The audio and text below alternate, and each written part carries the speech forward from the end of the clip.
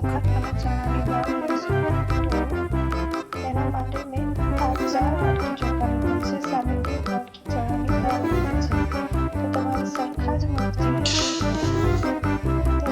બનાવવાનું છે. 4 વાટકી ચોખા લીધા છે, તેની સામે 1 વાટકી ચણાની દાળ અને અડધી વાટકી તુવેરની દાળને મિક્સ કરીશું.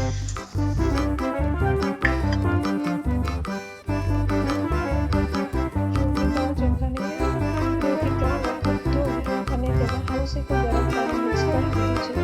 હવે આપણે તેને ઢાંકી વ્યવસ્થિત 2 કલાક માટે રેસ્ટ આપીશું. ત્યારબાદ આપણે ગ્રાઇન્ડ કરી લઈશું. જો આપણી દાળ અને ચોખા પીળીને તૈયાર છે, તો આપણે હવે તેને ગ્રાઇન્ડ કરી લઈશું. દાળ ચોખા ગ્રાઇન્ડ તૈયાર છે, તો હવે આપણે તેમાં 1 ચમચી દહીં મિક્સ કરી દઈશું. સારી રીતે તેને આની અંદર મિક્સ કરીશું.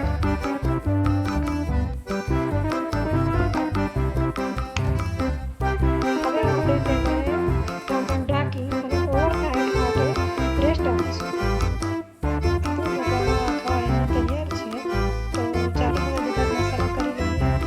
મસાલા માટે મેં લીધા છે 3 થી 4 લીલા મરચાં, 1 આદુનો ટુકડો, 3 થી 4 લસણની કળી, 2 થી 3 મીઠા લીમડાની ડાળી અને થોડો લીલા ધાણા આપણે મિક્સ કરીશું.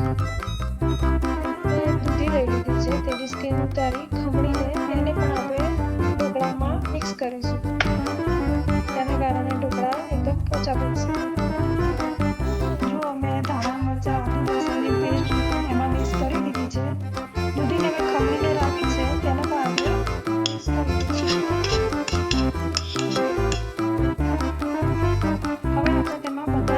કરી દઈશું. સ્વાદ અનુસાર મીઠું, મેં 1.5 ચમચી જેટલું મીઠું નાખ્યું છે. 1 સ્પૂન જેટલું લાલ મરચું, આપણે લીલું મરચું વધારે નાખ્યું છે એટલે લાલ મરચું વધારે એડ નથી કરવાનું. ધાણા જીરું પાવડર 2 ચમચી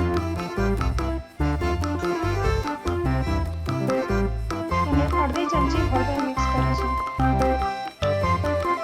જો બધા જ મસાલા બધું જ એડ થઈ ગયું છે, હવે આપણે તેમાં 1 થી 1.5 ચમચી જેટલો ઈનો મિક્સ કરીશું.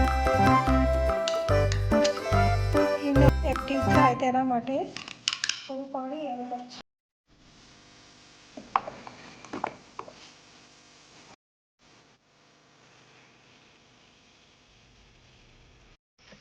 જો એના ઉપર થોડું આપણે કાશ્મીરી લાલ મરચું એડ કરી તેને ગાર્નિશ કરી દઈશું. હવે આ થાળીને આપણે સ્ટીમ કરવા મૂકી દઈશું. 40 થી 45 મિનિટમાં આપણા ઢોકળા તૈયાર થઈ જશે. જો આપણું પાણી ગરમ થઈને તૈયાર છે. ઢોકળાની થાળી આપણે તેમાં મૂકી દઈશું. આપણા ઢોકળા બનીને તૈયાર છે.